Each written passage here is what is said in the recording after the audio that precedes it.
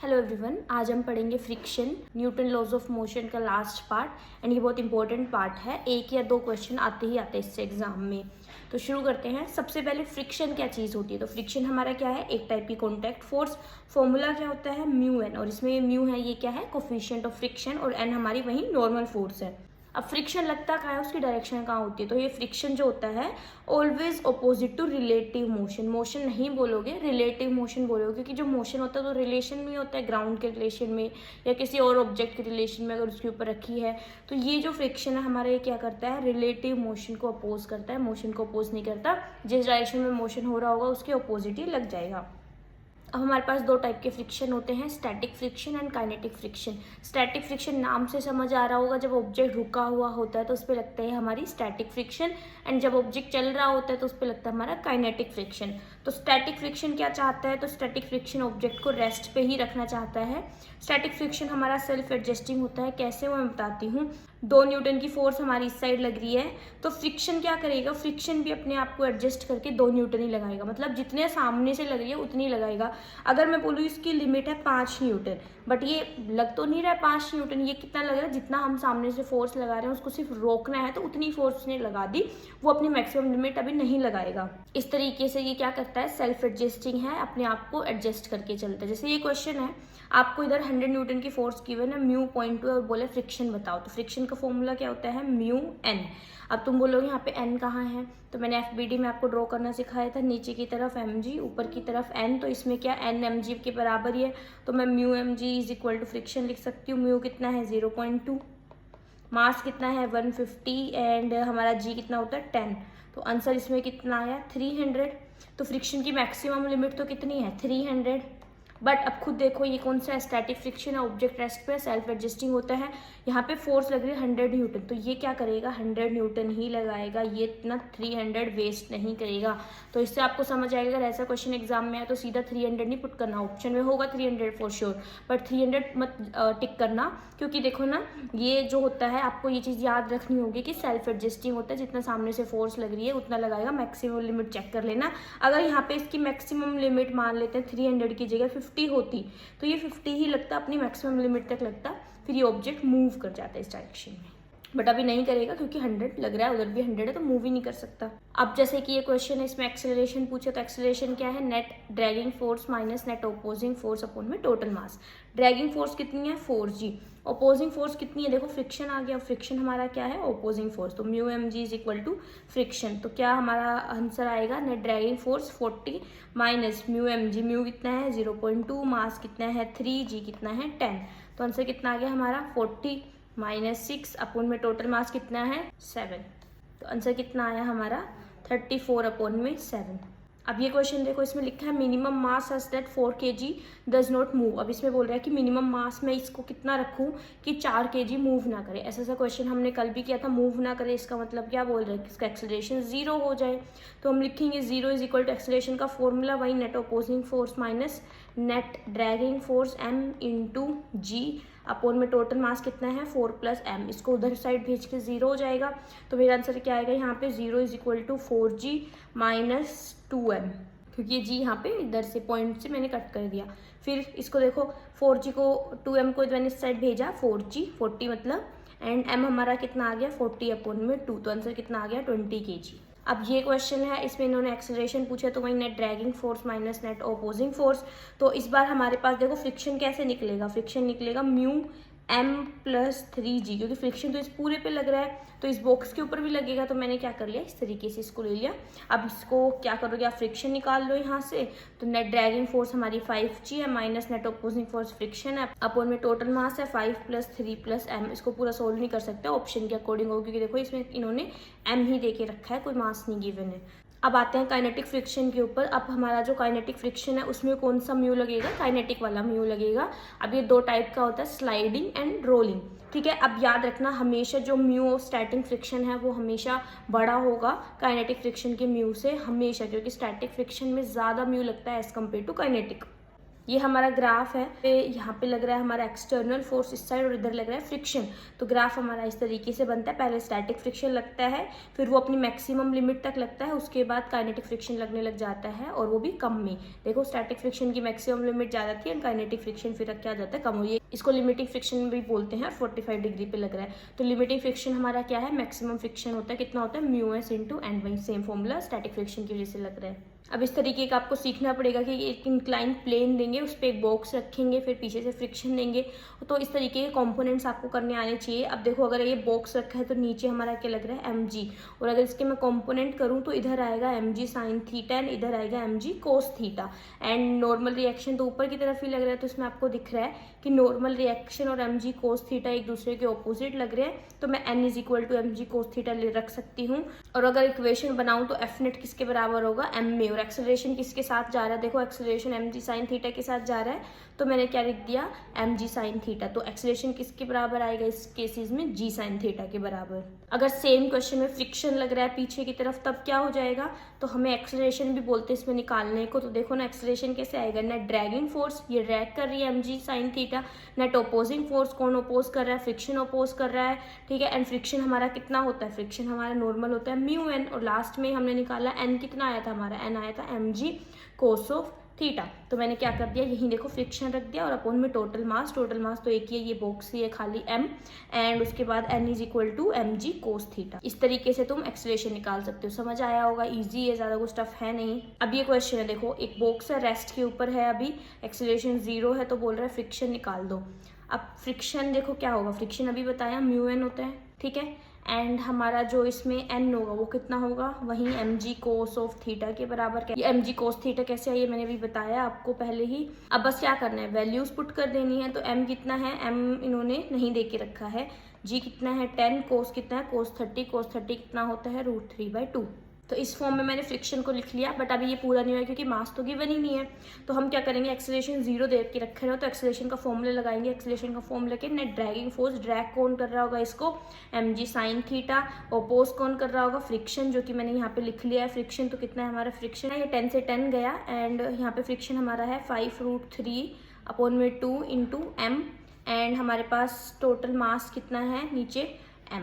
तो m से m ये पूरा कैंसिल आउट होगा, और फिर ये g साइन थीटा तो हमारे पास ये पूरा है ही। तो इस तरीके से इसको सोल्व करना है। समझ आया कैसे करा मैंने। अब आते हैं एंगल ऑफ रिपोज पे। तो एंगल ऑफ रिपोज क्या होता है, angle of inclination eight which object is just at rest और अबाउट टू फॉल, मतलब वो एंगल जिस पे ऑब्जेक्ट या तो रेस्ट पे है या फिर जस्ट गिरने ही वाला है, उसको हम बोलते हैं एंगल ऑफ इंक्लिनेशन। अब जैसे कि ये देखो, मैं आपको अच्छे से समझाती हूँ। अब जैसे कि ये है, अगर इस पर ये पेंसिल में रख दूँ और इसको मैं अगर इंक्लाइन करूँ तो देखना अब किस एंगल पे ये पेंसिल जस्ट गिरने वाली हो जाएगी। अब देखो अगर इसको मैं उठा रही हूँ, पेंसिल नहीं गिरी, और ये इस वाले एंगल पे बच गई है, नहीं टूटी, तो इस वाले एंगल पे ये क्या थी, गिरने लगी। तो जिस एंगल पे जस्ट ये पेंसिल गिरने वाली हो गई थी, उस एंगल को मैं क्या बोलती हूँ, एंगल ऑफ रिपोज। अब एंगल ऑफ रिपोज किसके बराबर होता है, ये थीटा है, तो एंगल ऑफ रिपोज किसके बराबर होता है, इनवर्स ऑफ tan म्यू। तो ये याद रखना। तो जैसे जैसे थीटा बढ़ता जाता है, साइन थीटा हमारा बढ़ता जाएगा, एंड ऑब्जेक्ट जब गिरने लग जाता है, क्यों, क्योंकि थीटा बढ़ रहा है तो फ्रिक्शन मैक्सिमम हो गया अपनी लिमिट में, और फ्रिक्शन जब अपनी लिमिट को क्रॉस कर देगा, मतलब फ्रिक्शन अब नहीं लग रहा है, इससे ज़्यादा फ्रिक्शन नहीं लग सकता है, तो ये ऑब्जेक्ट क्या है, नीचे गिर जाता है, क्योंकि फ्रिक्शन उसको रोक नहीं पाया। एंगल ऑफ इंक्लिनेशन क्या होता है, वो एंगल जिसपे जो हमारा ऑब्जेक्ट है स्लाइड कर चुका है। एंगल ऑफ रिपोज जिसपे हमारा ऑब्जेक्ट स्लाइड करने वाला है। एंगल ऑफ इंक्लिनेशन हमारा बड़ा होता है एंगल ऑफ रिपोज से। अब इसमें बोल रहा है कि find maximum angle such that object don't slide. तो क्या होता है मैक्सिमम एंगल हमारा जिस पे ऑब्जेक्ट स्लाइड नहीं करेगा, तो वही एंगल ऑफ रिपोज ही होता है। तो ये कितना हो गया, म्यू ऑफ tan इनवर्स। अब बैंकिंग ऑफ रोड्स क्या होता है, अब देखो बैंकिंग ऑफ रोड्स होता है कि कई बार हमारे रोड्स को ऐसे लेवल अप कर देते हैं, मतलब ऐसे इंक्लाइन, जैसे अगर ऐसे प्लेन रोड्स होते हैं तो उनको क्या करते हैं, ऐसे इंक्लाइन कर देते हैं ताकि जो हमारी गाड़ियाँ उस पर चल रही है वो स्लाइड ना हो, वो स्लाइड करना रुक जाए। तो इसको बोलते हैं बैंकिंग ऑफ रोड्स को उठा देना, उनको थोड़ा लेवल अप कर देना, थोड़ा स्लैंटिंग पोजिशन में लेकर आना, उसको बोलते हैं बैंकिंग ऑफ रोड। तो उनमें देखो जब ऑब्जेक्ट टर्न लेते हैं तो उसमें एक सर्कल ही बन जाता है वो पूरा। तो जो हमारे पास पास सेंट्रीपिटल एक्सेलरेशन उसमें एक्ट करने लग जाता है, जो कि क्या करता है, फ्रिक्शन फोर्स सेंट्रीपिटल फोर्स की तरह उसमें एक्ट करता है। तो हमारे पास जो वेलोसिटी जिससे ऑब्जेक्ट टर्न लेता है विदाउट फॉलिंग, तो वो कितनी निकल कर आती है, अगर मैं फ्रिक्शन और mv² सेंट्रीपिटल फोर्स को अगर मैं इक्वेट करूँ तो मेरे पास वो निकल के आती है √μgr। अब जिस वेलोसिटी से वो टर्न ले रहा है, अगर वो μgr से छोटी है तो हमारे पास टर्न एकदम सही आएगा। अगर वो वेलोसिटी μgr से बड़ी है तो हमारी जो कार होगी वो स्लिप कर जाएगी। अब आते हैं क्वेश्चंस के ऊपर। तो देखो इनमें बोल रहा है which of the following statement is incorrect. अब इनकरेक्ट पूछ रहे तो पहले देखो rolling friction is smaller than sliding friction, ठीक है। Limiting value of static friction is directly proportional to obviously coefficient of has dimension. नहीं, जो ये बोल रहे हैं कि कोफिशिएंट ऑफ जो फ्रिक्शन होता है उसके पास डायमेंशन होता है, लेंथ के नहीं। ये जो म्यू होता है ये हमारा क्या होता है, ये डायमेंशनलेस होता है, इसको याद रखना। उसके बाद आता है a block of mass m is placed on a smooth incline wedge. अब इसमें हमने एक ब्लॉक ऑफ मास को प्लेस किया है। ये बोल रहा है कि एक्सेलरेशन ए से, ये जो हमारा पूरा वेज है ये पूरा ही एक्सेलरेशन ए से मूव कर रहा है। अभी बोल रहा है एक्सेलरेशन और थीटा के बीच में रिलेशन बताओ सच दैट ये जो छोटा सा स्टेशनरी वेज रखा है ये स्टेशनरी ही रहे, ये गिरे नहीं। तो आंसर इन सब क्वेश्चन का आंसर, इसका थोड़ा लेंदी प्रोसेस है, मैं वो पूरा समझा दूंगी, बट अभी के लिए याद रखो इसका आता answer A = G tan theta. बहुत बार रिपीट होंगे। एंड सिमिलर क्वेश्चन होगा कि बड़ा वेज होगा वो चल रहा होगा, उस पर एक छोटा वेज रखा होगा और बोला होगा कि मैं ऐसा क्या रिलेशन रखूं एक्सेलरेशन और थीटा के बीच कि सच दैट वो छोटा वाला वेज हमारा स्लाइड ना हो, तो उसको हम बोलते हैं A = G tan थीटा। अब ये क्वेश्चन देखो, इसमें देखो क्या है, इस तरीके से पुली सिस्टम है पूरा। M1 यहाँ पे इधर हमारा M2 है, इधर M1 है, एक्सेलरेशन नीचे की तरफ हो रहा है, इधर फ्रिक्शन लग रहा है, और इन्होंने बोला है कि ये जो रोप है पुली के अंदर इसमें टेंशन फोर्स बता दो।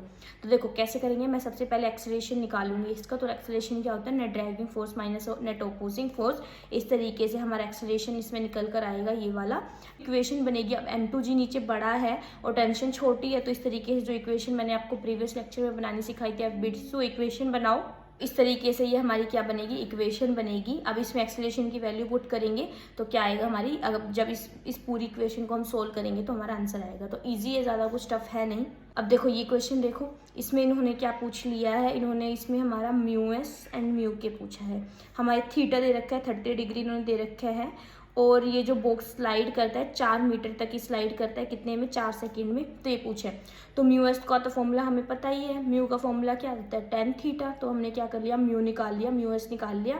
अब उसके बाद थोड़ा सा टफ पड़ता है, बट अभी आपको मैं इजी सा सॉल्यूशन बता देती हूँ कि देखो अगर ऐसा क्वेश्चन आए तो μs तो तुम इस तरीके से निकाल लो tan थीटा, और जो μs होता है वो हमेशा μk से बड़ा होता है। तो देखो तो हमारे पास कितने ऑप्शन एलिमिनेट हो गए, 2 ऑप्शन एलिमिनेट हो गए। अब इसमें तो देखो ये μs और μ के बराबर ये जो हो ही नहीं सकता, और इसमें μs और μk सेकेंड वाला μk है ना रेस्पेक्टिवली बोला है, तो आंसर ये आ गया। इस तरीके से कर सकते हो इसको तुम। अब ये क्वेश्चन देखो, इसमें क्या है, देखो ये जो ब्लॉक है मास m का, ये कार्ट के साथ चिपका हुआ है और हमारी कार्ट अल्फा से आगे मूव कर रही है एक्सेलरेशन से। कोफिशिएंट क्या है इन दोनों के बीच में, म्यू है। अब ये बोल रहा है कि एक्सेलरेशन बता दो अल्फा जिससे ये बॉक्स नीचे ना गिरे। अब इसका FBD बनाएंगे हम सबसे पहले। इस बॉक्स पे ऐसे नॉर्मल रिएक्शन लग रही है इस तरीके से, नीचे mg लग रहा है इसमें, और ऊपर क्या लग रहा है, फ्रिक्शन फोर्स लग रही है। अब हमारे फ्रिक्शन फोर्स क्या है, इसको स्लाइड नहीं करने दे रही। तो अगर फ्रिक्शन फोर्स बड़ी हो गया mg से तभी वो बॉक्स रुका रहेगा, क्योंकि सोचो ना mg नीचे, अगर mg बड़ा हो गया तो बॉक्स नीचे गिर जाएगा। तो हमारे पास फ्रिक्शन फोर्स बड़ी होनी चाहिए mg से, तभी वो बॉक्स नीचे नहीं गिरेगा। μ1 बड़ी होनी चाहिए mg से, तो n कितना है हमारा इसमें ma के बराबर ही है, तो वो mg से बड़ा होना चाहिए। तो यहाँ पे जो a होती है वो g/u से बड़ी होनी चाहिए। आंसर कितना आया, a = a बड़ा होना चाहिए g/u से। ये क्वेश्चन देखो, इसमें देखो क्या बोला है कि हमारे पास एक 100 न्यूटन की फोर्स है जो हॉरिजॉन्टली एक ब्लॉक के ऊपर एक्ट कर रही है। मान लेते हैं एक ब्लॉक है, कितने न्यूटन की फोर्स एक्ट कर रही है उसके ऊपर, 100 न्यूटन की फोर्स एक्ट कर रही है। 10 kg का बॉक्स है और हमने क्या करा, इसको एक रफ सरफेस पे रखा हुआ है इस बॉक्स को, जिसका फ्रिक्शन कोफिशिएंट ऑफ फ्रिक्शन कितना है, 0.5। अब ये बोल रहा है एक्सेलरेशन ड्यू टू ग्रेविटी इसका इतना है। एंड अभी बोले एक्सेलरेशन ऑफ द ब्लॉक बता दो। एक्सेलरेशन ब्लॉक का एक्सेलरेशन पूछा तो सिंपल इक्वेशन बनाएंगे कैसे, कि ये है हमारे पास, इधर साइड को मान लेते हैं हमारे पास 100 न्यूटन की फोर्स लग रही है, तो हमारे पास पीछे की तरफ क्या लगेगी, फ्रिक्शन फोर्स लगेगी पीछे की तरफ, और एक्सेलरेशन किस साइड हो रहा है, आगे की तरफ एक्सेलरेशन हो रहा है। तो क्या हमारी इक्वेशन बनेगी, force minus friction is equal to ma। ये बनेगी सीधी सीधी। एक्सेलरेशन निकालने के लिए हम क्या करेंगे, फोर्स माइनस फ्रिक्शन अपॉन में एम। फोर्स हमारे 100 न्यूटन है, फ्रिक्शन हम कैसे निकालेंगे, म्यू एम जी से निकालेंगे, म्यू एन से निकालते हैं तो म्यू एम जी से निकालेंगे और सिर्फ सीधा वैल्यूज पुट करेंगे। समझ आया होगा, बहुत ही ईजी क्वेश्चन था। ये क्वेश्चन देखो, सेम ही क्वेश्चन एक्सेलरेशन इससे चल रहा है, ये दे दी है। अब इन्होंने बोल दिया कि हमें क्या निकालना है, फ्रिक्शन फोर्स निकालनी है। तो अब सबसे पहले तो इसमें क्या करना है, फ्रिक्शन फोर्स निकालो, म्यू एम जी से निकालेंगे हम अपने फ्रिक्शन फोर्स। फिर देखते हैं कितनी आती है, 6 अपॉन में 10, मास कितना है 1 kg एंड ये कितना 10, तो आंसर आता है 6 न्यूटन। ठीक है, बट हमारे पास जो फोर्स लग रही है वो कितनी है, 5 न्यूटन की लग रही है, बट जो हमारी फ्रिक्शन है उसकी मैक्सिमम रेट 6 न्यूटन तक जा सकती है। तो आंसर हम 6 मार्क नहीं करेंगे, आंसर हम 5 न्यूटन ही मार्क करेंगे, क्योंकि जो हमारा स्टैटिक फ्रिक्शन है वो हमारा क्या है, सेल्फ एडजस्टिंग फ्रिक्शन। इतना तो आपको अच्छे से याद हो जाना चाहिए। तो इस तरीके से पहले आपको फ्रिक्शन, अगर सीधा फ्रिक्शन निकालने को बोले तो सीधा फ्रिक्शन लगा के टिक मत करना, पहले देखना कि इसमें जो फोर्स लग रही है वो कितनी लग रही है, क्या पता वो फ्रिक्शन से कम लग रही हो। तो इस तरीके से करना है। क्वेश्चन में देखो, सबसे पहले उसने अपना बैग जो है वो अपना बैग इधर से फेंका और जो वो अंकल थे वो इधर से आए। तो ये बोल रहे हैं कि फाइनल स्पीड हमारी कितनी है, वीएम और वीबी है बैग की, मैन की वीएम एंड बैग की वीबी है। तो ये बोल रहे हैं कि बताओ इसमें से ऐसा क्या होगा। तो याद रखना कि ये जो फोर्सेस लग रही सारी कैसे कंजर्वेटिव फोर्स है, मतलब ये लोग पाथ पे डिपेंड नहीं करती, ये इनिशियल एंड फाइनल पॉइंट पे डिपेंड करती है कि जिस फाइनल पॉइंट पे लोग पहुंच रहे हैं उस पर डिपेंड करती है। दोनों की वेलोसिटी क्या होगी, बराबर होगी। ये क्वेश्चन देखो, एक बॉक्स है इंक्लाइन प्लेन पे रखा है, स्लोप हमारा थीटा है, ये बॉक्स हमारा इस तरीके से रखा है और कांस्टेंट स्पीड से ये क्या कर रहा है, स्लाइड डाउन कर रहा है। कोफिशिएंट ऑफ काइनेटिक फ्रिक्शन पूछा है। तो अब ये देखो क्या बोल रहा है कि slides down the plane at constant speed. तो इसमें जो हमारे पास एंगल आएगा वो कितना आएगा, थीटा, एंगल ऑफ रिपोज के बराबर ही आएगा। अब इसमें जो हमारे पास क्या पूछा है, कोफिशिएंट ऑफ काइनेटिक फ्रिक्शन बोला है। तो काइनेटिक फ्रिक्शन का जो कोफिशिएंट होगा वो किसके बराबर होगा, एंगल ऑफ रिपोज के बराबर होगा, tan थीटा। क्वेश्चन देखो, एक मास है वो अटैच हो गया है वर्टिकल सर्कुलर मोशन में, इस तरीके से हमने अटैच किया है। तो ये बोल रहा है कि वो वायर टूटेगा कहाँ, तो ये तो हम पहले भी कर चुके हैं। तो वो सबसे बॉटम पे टूटेगा, वहाँ पे हमारी क्या होती है, टेंशन मैक्सिमम होती है, तो ब्रेक करने के चांसेस ज़्यादा होते हैं। वेलोसिटी भी मैक्सिमम होती है, तो वो लोएस्ट पॉइंट पे टूटेगा। ये तो पूरा रट लो, मतलब एनसीईआरटी में ये बड़ा सा फॉर्मूला गिवन है और ये कभी भी एग्जाम में पूछ लेते हैं, तो इसको तो एज इट इज रट लो ना। बैंकिंग ऑफ रोड का सेफ वेलोसिटी को जो अंडर म्यू जी आर बताया था ना, उसका बड़ा वर्जन है, डेरिवेशन करके आता, आपने बोर्ड्स के टाइम पे किया होगा। तो इसको तो अच्छे से रट लो ना, मतलब बहुत अच्छे से इसको रट लो। तो हमारा इसमें आंसर कौन सा आता है, तो इसमें आंसर आता है हमारा बी वाला, ये वाला फॉर्मूला। बहुत अच्छे से प्लीज इसको याद कर लेना, एग्जाम में कभी भी आ सकता है ये आपके। देखो इन्होंने क्या पूछा, मिनिमम वेलोसिटी हमें बतानी है जिसमें वर्टिकल लूप में एंटर किया, सच दैट ये पूरे लूप को कंप्लीट करे। तो मैंने पहले ही बताया √5 GR होती है वो। ये क्वेश्चन देखो, अब इन्होंने बोला है 1000 kg की कार है और वो एक बैंक रोड पे चली है एंड अब ये बोल रहे हैं कि स्पीड ऑफ द कार बता दो। तो स्पीड हमारे पास ये इसमें tan थीटा, तो ये हमारा फॉर्मूला होता है थीटा और स्पीड के बीच में, tan theta is equal to v² upon में RG। अच्छे से याद कर लो इस फॉर्मूले को। इसमें आपको क्या करना है, सिर्फ वैल्यूज पुट करनी है। tan थीटा गिवन है, वेलोसिटी आपको निकालनी है, r आपको गिवन है एंड g आपको पता है। तो ये सिर्फ वैल्यू पुट करने वाला क्वेश्चन है। इस वाले में देखो, इस वाले में वही है, इन्होंने मैक्सिमम स्पीड पूछी सच दैट वो कार टर्न ले लभी निकालना सिखाया। हम उसमें क्या करते हैं, सेंटीमीटर फोर्स को हमारा फ्रिक्शन है उससे हम इक्वेट करते हैं और क्या आंसर निकालते हैं, √μRG। तो इसको सोल्व कर लेना। ये वाला क्वेश्चन देखो, पूछे सेंटीमीटर फोर्स पूछिए तो वो किसके बराबर हो जाएगी, mv² अपॉन में r। मास भी गिवन है, v भी गिवन है। v को बस ये 36 km/h है, इसको आपको क्या करना है, चेंज करना है मीटर पर सेकंड में, क्योंकि देखो सब कुछ न्यूटन में है तो सबको ऐसा यूनिट में लिख कर आना है। तो इसको आपको चेंज करना है तो आंसर आ जाएगा। ये वाला क्वेश्चन देखो, अब ये बोल रहा है कि मैक्सिमम स्पीड पूछी है कार की जिसमें वो जो कार है वो स्लिप नहीं हो, तो √μRG होती है। सब कुछ वैल्यूज वगैरह गिवन है, आपको सिर्फ पुट करनी है। ये वाला क्वेश्चन देखो, अब इन्होंने बोला है कि डायमेट्रिकली अपोजिट है हमारे जो पॉइंट्स मूव कर रहे हैं, हमें क्या करना है, ऑप्शन मैच कराना है। तो नीचे जो हमारे पास m और v इस तरीके से होगा और ऊपर m और v इस तरीके से होंगे। अगर मैं मोमेंटम निकालूँ, चेंज इन मोमेंटम निकालूँ, तो p final minus p initial करूँगी, तो डायरेक्शन के साथ रखूँगी तो आंसर क्या आएगा, 2mv। मोमेंटम हमारा क्या होगा, 2mv से चेंज हो जाएगा।